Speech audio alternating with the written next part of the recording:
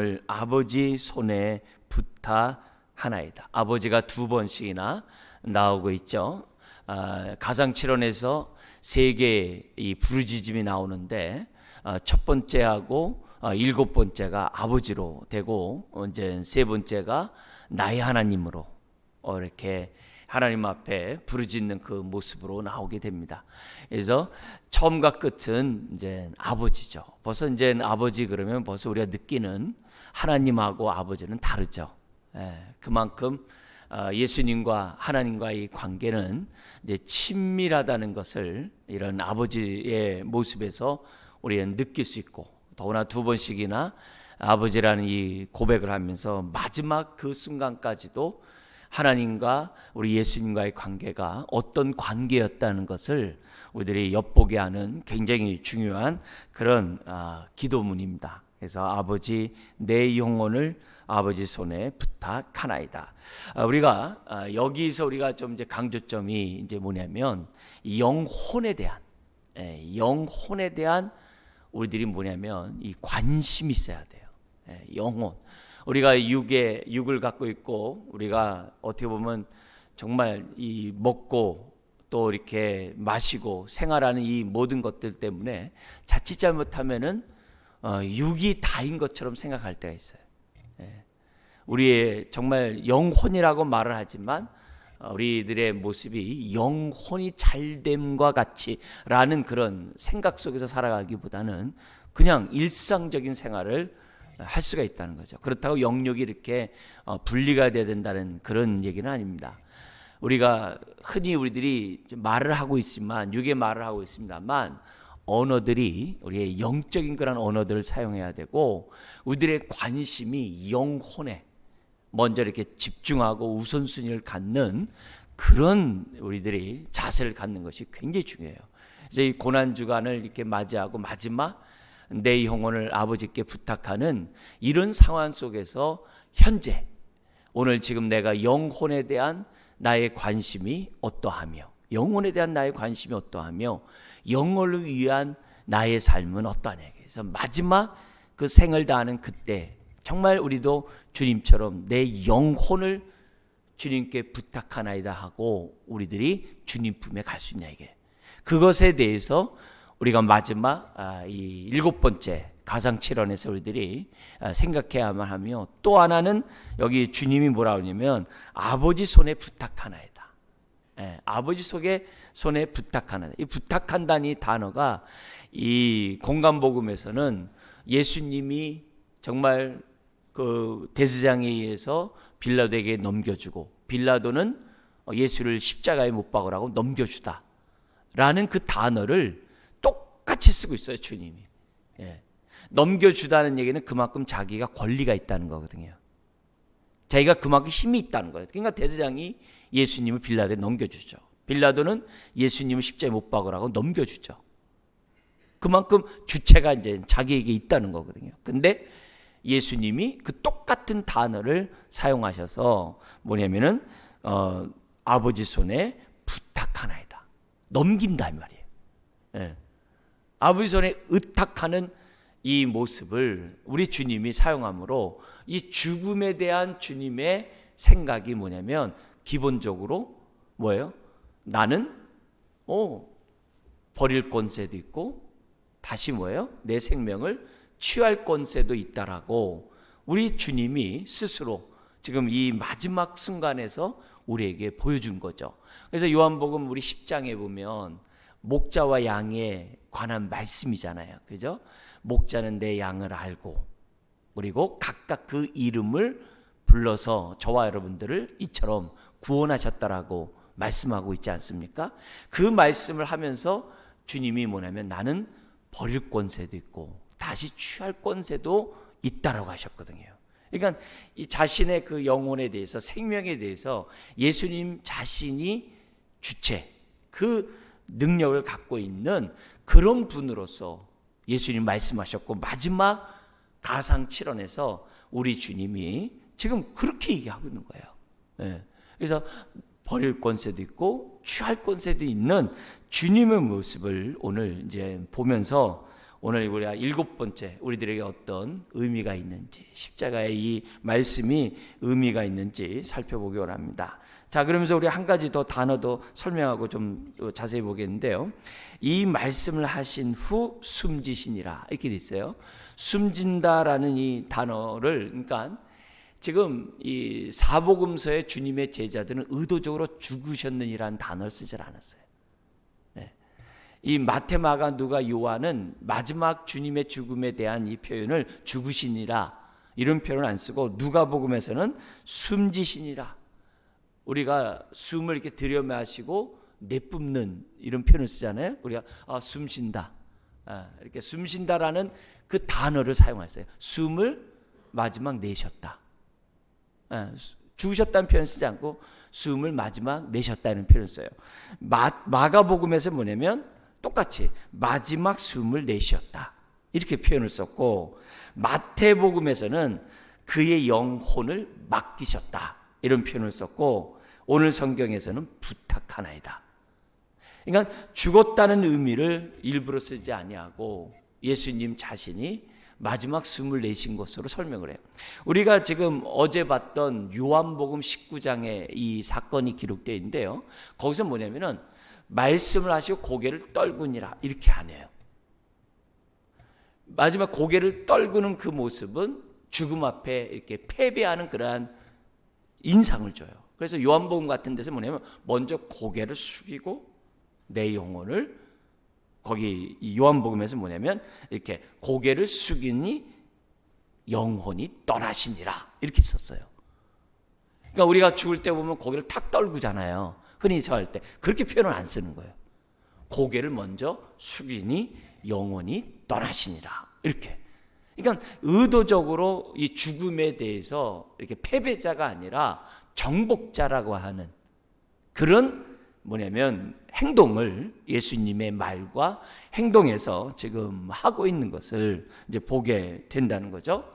그러니까 이런 모습 속에서 우리가, 사실 우리 주님은 12영이나 더 되는 천사를 불러낼 수도 있고, 우리 주님이 생명의 주님이시기 때문에 우리 죽음에서 뭐예요?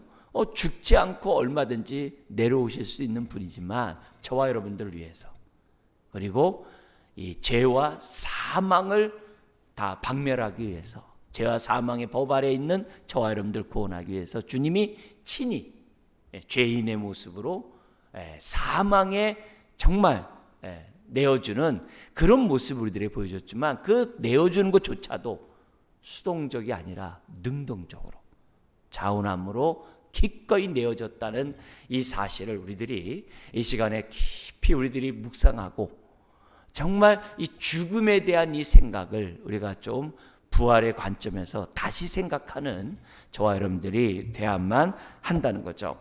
사실 마지막 순간에는요, 가장 중요한 것만 남아요. 이거는 우리가 하나님 앞에 나아가면 가장 중요한 것이 뭔지를 깨닫는 것과 똑같아요. 그래서 우리들이 성경에 이 7일, 이 7일로 이렇게 날이 돼 있지 않습니까? 왜 10일이 아니라 왜 갑자기 7일이 얘기했어요? 우리들은 그냥 흔히 1, 2, 3, 4, 10으로 계산하는 게 좋지, 7, 14, 21, 28이 계산하기가 이게 쉬운 게 아니잖아요. 근데 창세기에서는 7이라는 단어를 의도적으로 1장에서부터 나오거든요. 7일. 7이라는 개념이 있어요. 이 7이라는 개념이 성경에는 많은 의미가 주고 있습니다만, 우리 기독교인의 입장에서 볼 때 이 7일은 굉장히 영적인 숫자예요. 영적인 숫자예요. 그래서 우리가 이 성수주일하면서 일주일에 한 번 정말 이 거룩한 주일을 지내려고 하는, 물론 이제 우리가 이 신약의 개념에서 모든 게 다 주일이지만은, 그래도 기본적으로 우리들이 이제 안식일과 연관해서 이 주일이라는 이 단어는 우리가 영적으로 소생하고 영적으로 충만하고 우리 인생에서 가장 중요한 것이 무엇인지를 깨닫게 하는 그런 날이 이 7일이거든요. 이 7일이라는 개념이에요. 그래서 우리들이 신앙생활하면서 이 7일이 주는 의미가 굉장히 우리들에게 영육간에 유익한 그런 날이 7일이라는 것을 기본적으로 우리들이 이제 생각하셔야 하는 거죠. 그래서 예배를 드리면서 정말 영혼이 잘됨 같이 범사가 잘 되고 강건한 것이 참 중요하구나. 영혼이 잘 되지 않으면 이 땅에 내 삶이 형통할 수 없구나. 이런 것들을 깨닫게 하는 것이 이 7이 주는 의미거든요. 근데 이런 나를 갖다가 신약을 살아가는 저와 여러분들이 날마다 가장 중요한 것이 영혼이 잘 되는 것이다. 내 영혼이 잘 되는 것이다. 그걸 우리들이 생각할 수 있다고 한다면 얼마나 할렐루야냐. 우리 시편 같은 데서 보면 다윗 같은 사람이 너무나도 육신의 삶이 힘들고 어려우니까 어떻게 기도해요? 하나님 힘들어요.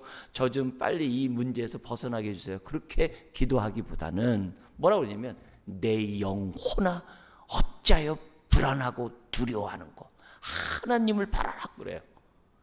그러니까 지금 막 우겨싸이고 힘든 이런 상황에서 얼마나 지치고 어렵고 낙심하기 정말 그 앞에 어떻게 할 수밖에 없는 인생인데 그 속에서 딱 뭐라 그러면 내 영혼아 그러는 거예요. 심지어 하나님을 찬양할 때도 그냥 주님을 찬양하자 그런 게 아니라 내 영혼아 하나님을 찬양할지어다. 그런 말을 그런 생각과 함께 그런 말을 하는 그런 신앙은 주님의 십자가의 마지막 이런 모습 속에서 저와 여러분들이 정말 깨달아야 될 모습이라는 거죠. 그래서 마지막 그 순간에서는 가장 중요한 것만 남아요. 결국 영혼이거든요. 영혼이거든요.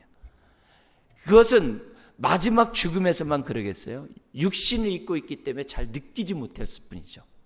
근데 우리가 이런 고난주간 이런 가상천을 통해서 정말 현재 내가 육신의 삶을 입고 있는 이 삶 속에서 영혼의 중요함을 내가 깨달을 수 있다고 한다면 얼마나 하나님의 기쁨이 되고 우리의 삶이 얼마나 형통케 되는 그런 은혜를 덧입을 수 있냐 이게요.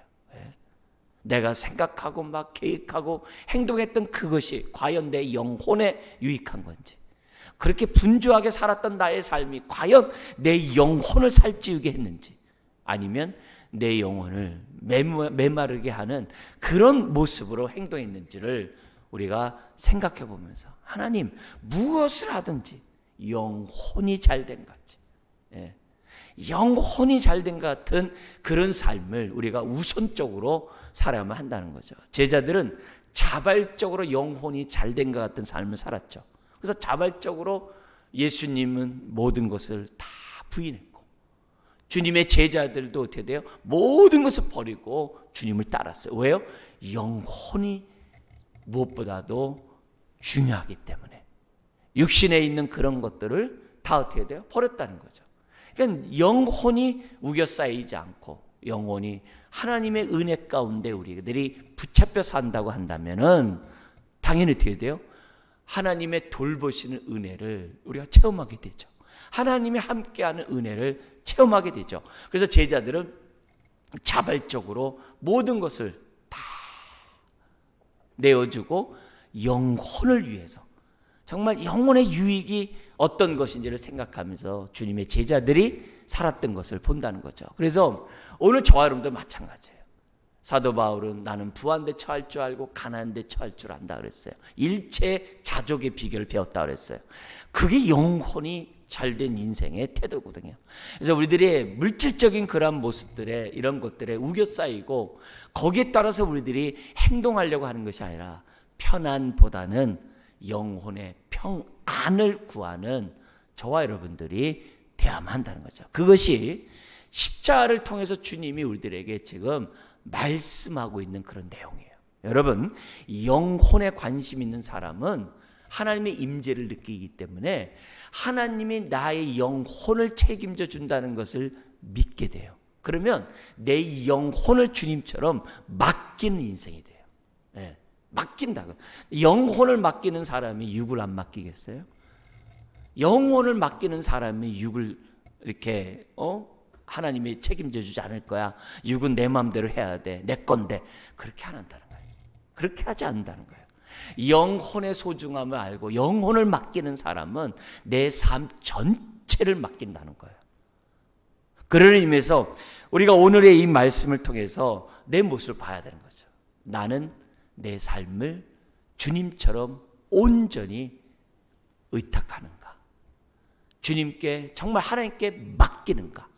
그 모습을 오늘 이 십자가의 말씀을 통해서 저나 여러분 모두가 정말 냉정하게 성령님의 분별하시는 그 능력으로 우리의 모습을 봐야 하는 거죠. 그래서 지난날의 삶이 어떠하든지 간에 십자가는 항상 뭐예요? 뒤의 것을 잊어버리고 표대를 향하게 나아가게 하는 것이 십자가니까 정말 하나님 이 순간 다시금 내 모든 것을 주님께 맡깁니다. 내 영혼의 유익을 위한 그런 생각과 행동을 하는 내 자신이 되기를 원합니다. 무엇이 영혼의 해가 되고 유익이 되는지 생각하면서 살 수 있도록 도와주십시오. 우리 성경에 베드로전서 5장 7절을 보면 너희 염려를 다 주께 맡기래요. 너희 염려를 다 주께 맡기래요. 히브리서 2장 18절만이 아니라 베드로에서도 베드로 자신도 맡기라고 해요. 왜냐? 이는 그가 너를 돌보심이라. 영혼의 소중함을 알고 영혼이 정말 하나님 앞에 맡길 수 있는 사람들은 삶의 염려까지도 다 맡긴다는 거예요. 하나님의 돌보심을 믿는다는 거예요. 정말 내가 어떻게 행동하는 것이 하나님의 돌보심을 잊고 사는지를 너무나도 잘 아는 거예요. 그래서 염려를 맡길 수 있는 우리들이 되어야 하는 거죠. 끌어안고 있는 것이 아니라 막 두려움을 맡길 수 있는 사람이 되어야 되는 거죠. 혼자서 전전긍긍하는 게 아니라 하나님 앞에 맡기는 그런 모습들. 근데 우리가 여기 맡긴다는 이 모습이 뭐냐면 분별했기 때문에 맡기는 거거든요. 하나님이 나와 함께하고 내 삶을 책임져 준다는 것을 내가 깨달았기 때문에 맡기는 거거든요. 염려를 맡기지 못하는 것은 아직 깨닫지 못하니까 못 맡기는 거거든요. 우리 어린아이들이 부모를 정말 아주 믿는 가운데 모든 걸 맡기잖아요. 어린아이들 보면 뭐 좀 높은 데 가면 그냥 막 뛰어내리잖아요. 자기를 갖다가 받아줄 것을 믿고 막 뛰어내리잖아요. 그러니까 그렇게 하는 이 마음이 부모에 대한 신뢰가 있기 때문에 그러거든요. 우리도 주님에 대한 그런 신뢰를 갖자는 거예요. 지난날의 내 모습을 한번 이렇게 한번 생각해 보세요. 난 얼마나 영혼의 유익을 위해서 살았으며 얼마나 내 육적인 삶 또한 주님 앞에 온전히 맡기면서 살았는가. 아니면 염려 때문에 날밤을 새고 여러 가지 그냥 근심 걱정 때문에 내가 지금 살아가고 있는가. 옥토밭, 우리 밭의 마음의 밭의 비유 4가지 중에 3번째 밭이 뭐예요? 가시덤불 밭이거든요. 이 가시덤불의 밭의 특징이 뭐예요? 열매를 맺지 못하는 거예요. 그 씨가 있는데 아무리 효과를 못 내는 거예요. 왜냐? 염려 때문에. 염려 때문에 못하는 거예요. 거기에 무슨 돈에 대한 어떤 그런 욕심, 세상에 대한 것, 그런 것도 있지만 이 염려라는 게 얼마나 무서운지 몰라요. 그리고 이 헬라에서 이 염려라는 이 단어 자체가 영혼을 질식시키다라는 단어거든요. 영혼에 전혀 유익을 주지 않는다는 거예요. 영혼을 질식시키는 것이 염려라는 거예요. 근데 우리들이 얼마나 많은 염려를 하면서 살아갑니까? 우리 주님이 오늘의 염려는 오늘에 족하다고, 내일 일은 내일 염려할 것이요. 그러면서 우리가 먼저 주의 나라와 그 일을 구하라, 이렇게 하면서 우선순위를 얘기를 하거든요. 근데 그 염려로 우리가 가짐으로 영혼이 질식해요. 근데 내가 영혼에 대해서 관심이 없을 때는 그냥 염려를 해요. 근데 영혼에 관심을 가지면 염려가 해라는 것을, 질식시킨다는 것을 누구보다도 잘 알기 때문에 맡긴다는 거예요. 그 모습이 뭐냐면 주님은 마지막 십자가에서 나타난 거예요. 그럼 마지막 십자가에 나타난 사람은 평상시 안 하다가 마지막에 십자가에 나타났을까요? 그런 사람 없어요. 예수님이 마지막에 영혼을 부탁한다는 얘기는 평소의 삶에서 부탁했다는 거예요. 오늘 산제물로 사는 사람이 마지막에 산제물로 드리는 거예요. 신앙이 그런 거예요. 그러니까 우리들의 삶의 마지막, 우리 지금 7가지의 말씀은 신앙생활하는 데서 핵심이라고 그랬어요. 7가지는 정말 노른자와 같은 거거든요. 이 7가지의 이 말씀의 의미들을 우리들이 잘 생각하면 그게 십자가의 의미인 거고, 그걸 잘 생각하면 그만큼 우리의 삶 전체가 십자가의 그늘 아래서, 십자가의 능력 아래서 우리들이 사는 사람이거든요. 그런 가운데 매 순간 영혼의 소중함을 아는 사람은 마지막 임종할 때 우리가 어떻게 돼요? 내 영혼을 부탁하나이다 하면서 우리들은 어떻게 돼요? 주님 품에 안길 수 있다는 거예요. 그러니까 이 정도가 되려면 평소와 우리들이 어떻게 돼요? 우리들이 정말 주님 앞에 맡기는 그런 모습을 가지는 거죠. 바울이 디모데후서 1장 12절에 이런 말을 했어요. 나의 의뢰한 자를 내가 알고. 하나님이 나를 안다 이런 표현보다도 내가 안돼요. 내가 안돼요. 그러면서 뭐라고 그러냐면 또한 나의 의탁한 것을 그날까지 저가 능히 지키실 줄 확신한다 그래요. 예? 디모데후서가 뭐예요? 유언장이잖아요. 바울의 유언장이잖아요. 그 유언장에서 하나님이 나를 아십니다. 이런 차원 얘기한 게 아니라 내가 안돼요. 이건 다른 문제거든요. 이건 십자가를 통해서 깨달은 자만이 할 수 있는 얘기예요. 영혼의 소중함을 아는 사람만이 할 수 있는 표현이에요. 표현을 쓸 때 하나님이 나를 알고, 그것만 해도 우리는 은혜스럽죠. 감사하죠. 근데 바울은 의도적으로 내가 안돼요. 내가 안다. 그리고 그분이 나를 지키실 줄 능히 안다는 거예요. 이런 표현을 바울이 하면서 못배임에 지금 이제 순교를 당하거든요.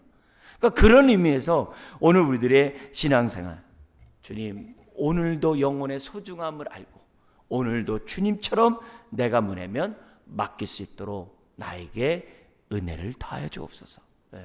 온전히 맡기는 이 모습을 우리들이 뭐냐면 가상치료를 통해서 저와 여러분들이 깨달음 한다는 거죠. 그러면 온전히 맡기려면은 아까 우리 처음에 얘기했던 것처럼 어떻게 해야 돼요? 영혼에 관심을 가져야 돼요. 영혼에 관심을 가져야 돼요. 그래서 우리의 영혼이 건강할 수 있도록. 그래서 우리 목마름 얘기하면서 제가 세 종류 목마름을 말씀드렸어요. 수가성 여인과 같이 불신자의 목마름이 있어요. 그리고 신자지만 메마른 영혼의 목마름이 있어요. 죄를 범하고 우리가 정말 영혼의 소중함보다는 그냥 예수님을 믿지만 성령 충만하지 않으므로 성령을 소멸함으로 나타나는 목마름이 있어요. 그래서 그때마다 주님 앞에 나옴으로써 우리가 정말 목마름을 해결받아야 되겠죠. 근데 세 번째 목마름이 있다 그랬어요. 그게 뭐예요? 성령 충만한 목마름. 이상하게 성령 충만하면 충만할수록 더 영혼을 위하여, 더 하나님과의 정말 교제를 위해서 더 열심을 한다고. 성령 충만하기 때문에 나 기도 안 해도 돼. 성령 충만하기 때문에 내 마음대로 살아. 그런 자는 없거든요. 성령 충만하면 충만할수록 더 어떻게 돼요? 목마른 영혼으로 주 앞에 나아가는 목마름이 있거든요. 그러니까 그런 신앙의 모습을 평소에 우리들이 살아간다고 한다면 영혼이 잘 되죠. 그럼 범사가 잘 되죠. 그럼 뭐예요? 강건한 은혜가 우리들에게 있다는 거죠. 그래서 영혼이 메마르고 예수를 믿으면서도 영혼이 병들고 영혼이 능력이 없다고 한다면 어떻게 우리들이 십자가의 능력 가운데 살아가는 사람이라고 말할 수 있냐 이게. 그래서 어떠하든지 간에 우리의 영혼이 우겨싸이지 않고 내 영혼아 어찌하여 불안하며 어찌하여 두려워하는가 하나님을 바라라. 그 고백이 정말 저와 여러분들의 고백이 될 때 우리의 삶에 어떻게 돼요? 십자가의 능력이 나타나는 거죠. 여러분 다윗이 압살롬에게 쫓겨가지고 한밤에 찬잇을 맞는 광야에 있을 때 어떻게 했다고 그랬어요? 막 원망하고 누굴 탓하고 그랬다고 그랬습니까? 그렇지 않아요.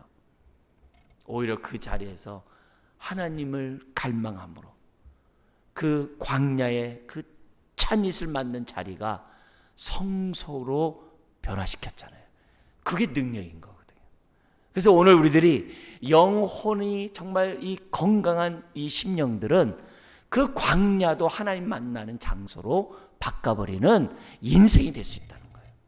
그걸 우리들이 정말 오늘도 깨닫고 맛보고 우리들이 살아간다고 한다면 마지막에, 왜 맡긴 인생이니까 마지막에 저와 여러분들이 오늘도 예수님처럼 아버지 내 영혼을 아버지 손에 부탁하나이다라고 고백하는 저와 여러분들이 될 수 있다는 거죠.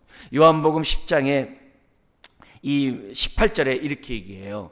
목숨을 내게서 빼앗는 자가 있는 것이 아니라 내가 스스로 버리노라. 나는 버릴 권세도 있고 다시 얻을 권세가 있으니 이 계명은 내 아버지에게서 받았느니라. 오늘 그런 주님은 벌써 마지막 그걸 알았기 때문에, 이걸 알았기 때문에 내 영혼을 아버지 손에 부탁하는 이 모습, 하늘의 미랄이 땅에 떨어지지 아니며 라고 정말 이렇게 담대히 외칠 수 있었던 것은 다른 게 아니에요. 평소에 영혼을 아버지께 맡겼기 때문에 마지막 그 순간에서 한 거예요. 자, 그러면서 한 가지 더 우리 교훈의 말씀을 우리가 듣고 마치겠는데요. 우리 주님이 히브리서 2장 14절 이하에 있는 것처럼 왜 주님이 이 죽음을 맛보셨냐 이게요. 왜 죽음을 우리 주님이 친히 맛보셨냐 이게 다른 게 아니죠. 죽기를 무서워하는 자들을 놓아주려 함이라 이렇게 돼 있어요. 그러니까 오늘 우리들이 신앙생활하면서 이 세상에 가장 큰 두려움이 죽음이잖아요. 죽음보다 큰 두려움이 어디 있겠어요. 이 코로나19 역시 뭐예요? 다 죽음의 그림자이기 때문에 두려운 거 아니겠어요? 이 죽음의 이 그림자 앞에서 이 마지막 주님이 우리에게 보여주신 이유는 뭐냐? 죽기를 무서워하지 말라는 거예요. 아브라함이 이삭을 드릴 때 다시 살리실 것을 믿었던 그 믿음처럼 내 영혼을 주님께 맡기면 하나님이 나를, 우리 예수님이 고백하셨던 것처럼 나를 다시 살리실 것을 믿으면서 죽기를 무서워하지 말라는 거예요. 그러니까 바울 같은 경우에 성령 체험하고 바울 같은 경우에 하나님의 은혜를 체험한 다음에 바울의 소망이 뭐예요? 나 빨리 하나님 품에 가고 싶은 거예요. 고린도후서 5장이나 빌립보서 1장에 보면 나 빨리 가고 싶다는 거예요. 그러나 사명 때문에 나는 이 땅에 남는다라고 선택을 하거든요. 그 기도를 하거든요. 그러니까 어떻게 바울이 그럴 수 있냐 이게. 아는 거죠. 아는 거죠. 그렇다고 한다면 우리가 오늘 정말 가상칠언의 마지막 이 모습 속에서 죽음 앞에 나의 태도는 어떠? 그렇다고 뭐 죽음을 갖다가 가볍게 여기란 말이 아니에요. 우리들에게 뭐예요? 사명이 끝나기 전까지는 죽지 않아요. 그래서 히브리인들은 어떻게 생각했다 그랬어요? 사명과 사망은 같은 어원에서 나온 거예요. 우리들은 항상 산 자이지만은 사명이 없으면 죽은 자예요. 사람들이 볼 때 우리에게 아무런 관심이 없다 할지라도 무명한 자 같더라도 사명 가운데 살아가면 우리는 산 자예요. 중요한 거는 사람 앞에서 사는 게 중요한 게 아니라 하나님이 볼 때 사는 것이 중요한 거예요. 육을 위하여 호흡을 하지 말고 영혼을 위하여 호흡을 하고 사명을 위해서 호흡하는 저와 여러분들이 되어야 될 줄 믿습니다. 오늘도 십자가의 능력이, 십자가의 그 빛이 여러분의, 우리들 모두의 영혼에 깊이 비추시기를, 그래서 빛으로 나오시기를 주의 이름으로